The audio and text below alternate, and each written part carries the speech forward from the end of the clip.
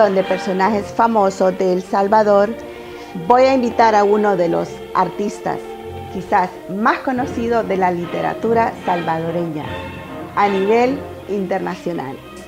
De este personaje se ha dicho tanto y se han escrito tantos ensayos biográficos que nadie desconoce su obra. Esta vez me refiero a Salvador Salazar Arrué. Sal Arrué, escritor de uno de los libros que él jamás se imaginó popularizara tanto, Cuentos de Barro. Por supuesto que él escribió muchas obras serias y quizá hasta filosóficas, pero Cuentos de Barro se convirtió casi en un escapulario de consejos simples, que graficado en un lenguaje sencillo causaba risa al mismo tiempo, que creaba una conciencia de la realidad que vivía el sector rural de nuestro terruño. A lo mejor Sal Arrué tuvo la oportunidad de leer a Martín Fierro, escritor argentino José Hernández, o quizás leyó Los de Abajo, del escritor mexicano Mariano Azuela, y con toda seguridad que leyó el clásico español Don Quijote de la Mancha, de Miguel de Cervantes.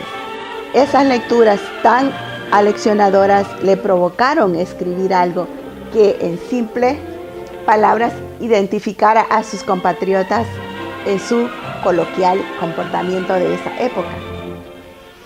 Cuando se comienza a indagar sobre la vida de Sal Arrué, se descubre que no fue un ser mágico, más bien un salvadoreño tradicional que supo aprovechar las oportunidades que aparecieron a lo largo de su existencia.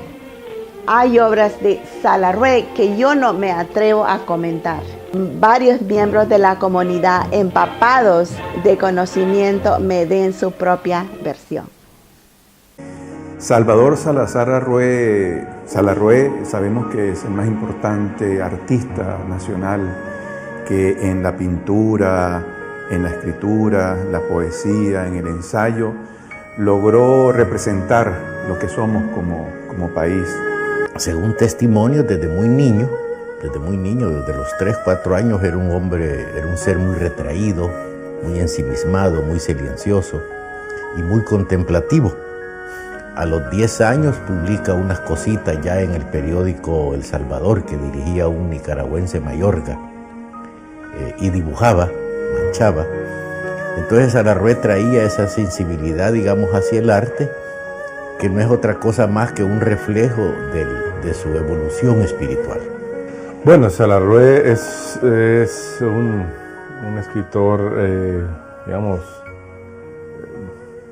bastante polifacético, ¿no? Tiene, digamos, como dos grandes preocupaciones que están de alguna manera vinculadas, ¿no? Una preocupación es, digamos, por decirlo así, el mundo de la espiritualidad, sobre todo de acuerdo a las lecturas de la religiosidad oriental, ¿no? Y eso lo podemos ver en algunas de sus novelas, como El Señor de la Burbuja, Remotando el Uluán, ¿verdad? Hoy Arcandal también. Y otra de sus preocupaciones también era cómo entender, digamos, lo propio, lo que él definía como la verdadera, por decirlo así, esencia de la realidad del Salvador, ¿no? Podemos decirle lo que hoy le llamaríamos identidad nacional del Salvador.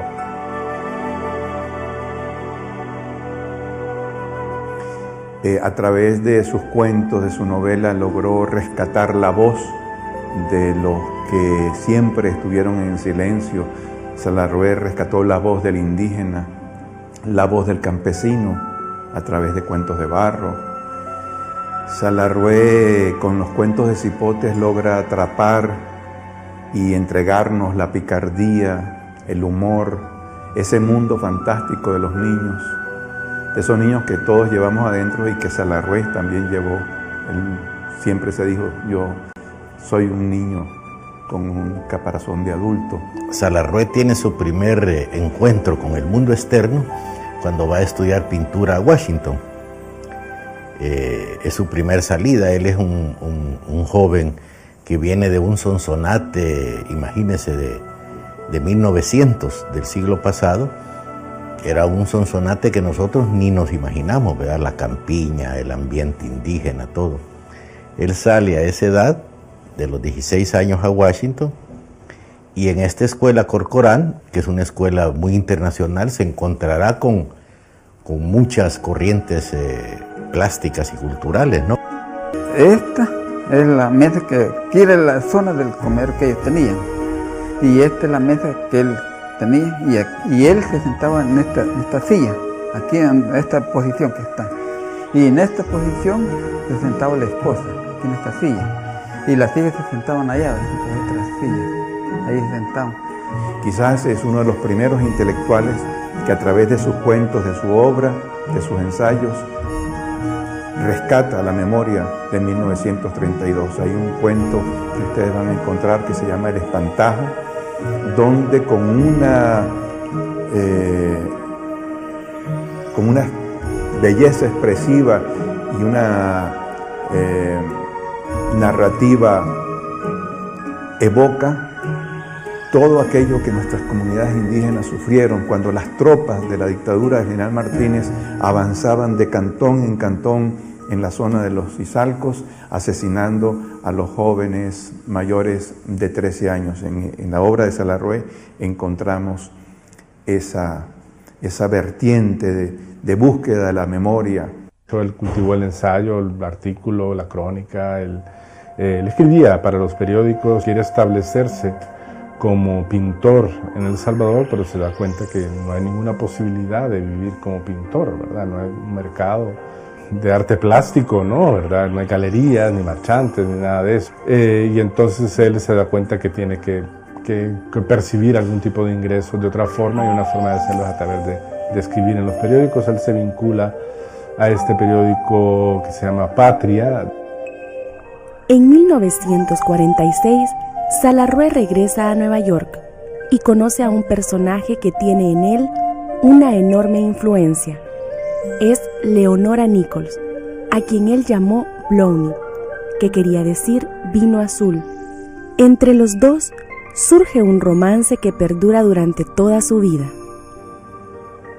En su narrativa fantástica encontramos a un hombre vanguardista que antes de los 30 años escribe obras fantásticas con una fantasía desbordante que ha situado a Salarrué como uno de los más grandes escritores de la América Latina.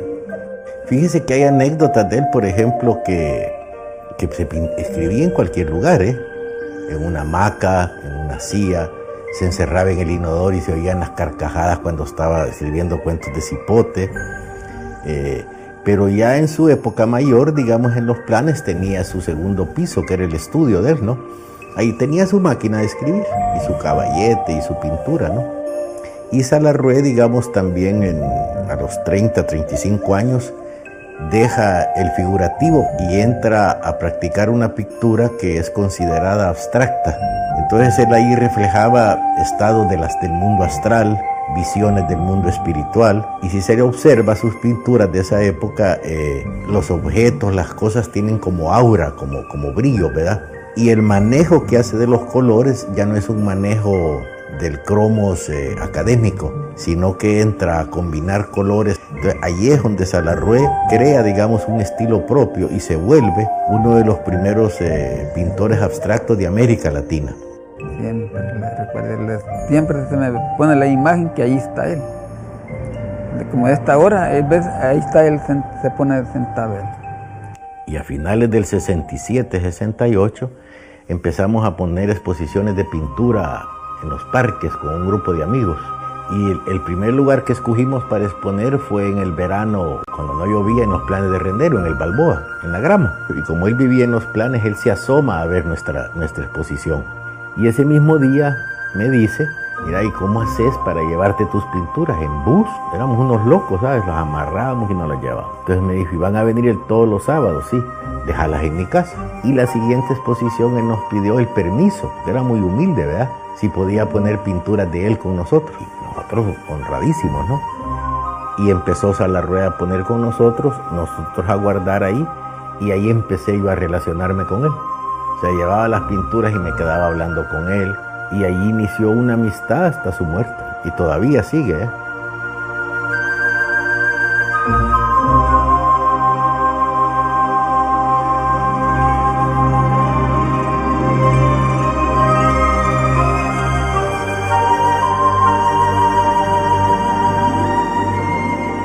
Un hombre fantástico, una mente privilegiada, una fantasía desbordante, un amor por el terruño, un amor por El Salvador, un hombre íntegro, un referente moral en épocas de oscuridad. Salarrué para nosotros es como un candil, un referente de intelectual, de padre, de ser humano y fundamentalmente salvadoreño.